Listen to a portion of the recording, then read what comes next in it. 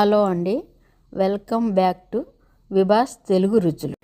ఈరోజు మేము చూపించబోయే వంట చామగడ్డ పులుసు. చామగడ్డల్ని కుక్కర్లో వేసి 2 విజిల్స్ రానివ్వాలి. తర్వాత స్టవ్ బంద్ చేసుకోవాలి. తర్వాత చింతపండు నానబెట్టుకోవాలి. స్టవ్ వెలిగించి బాణలి పెట్టి కొద్దిగా నువ్వులు, ధనియాలు, ఎండు కొబ్బరి, జీలకర్ర వేసి బాగా వేయించుకోవాలి. వేయించిన తర్వాత ప్లేట్లో తీసుకోవాలి. తర్వాత మిక్సీ పట్టాలి. అన్నీ మిక్సీ పట్టి పక్కన పెట్టుకోవాలి. తర్వాత స్టవ్ వెలిగించి బాణలు పెట్టి కొద్దిగా నూనె వేసుకోవాలి. వేసుకున్న తర్వాత ఉల్లిపాయలు వేసుకోవాలి. కొద్దిగా వేగిన తర్వాత అల్లం తెల్లవాయి పేస్ట్ కూడా వేసుకోవాలి. కొద్దిగా పసుపు వేసుకోవాలి. కొద్దిగా ఉప్పు కూడా వేసుకోవాలి. ఉప్పు వేసుకుంటే ఉల్లిపాయలు తొందరగా వేగుతాయి. తర్వాత కొద్దిగా టమాటా వేసుకోవాలి. టమాటా వేసుకున్న తర్వాత గరం మసాలా వేసుకోవాలి. వేసుకొని అన్నీ బాగా కలపాలి.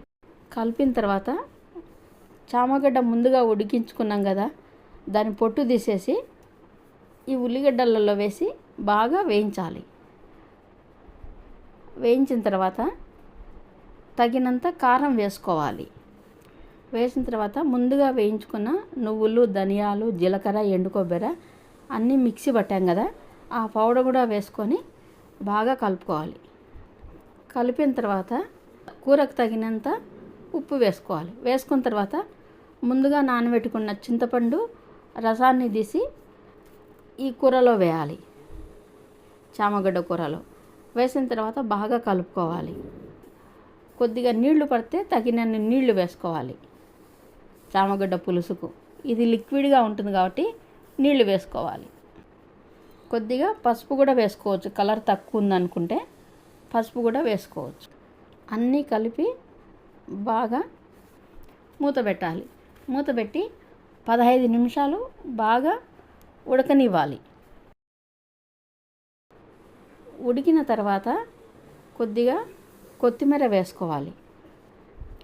కొత్తిమీర వేసుకొని బాగా కలుపుకోవాలి. మళ్ళీ బాగా కలిపిన తర్వాత స్టవ్ బంద్ చేసుకోవాలి.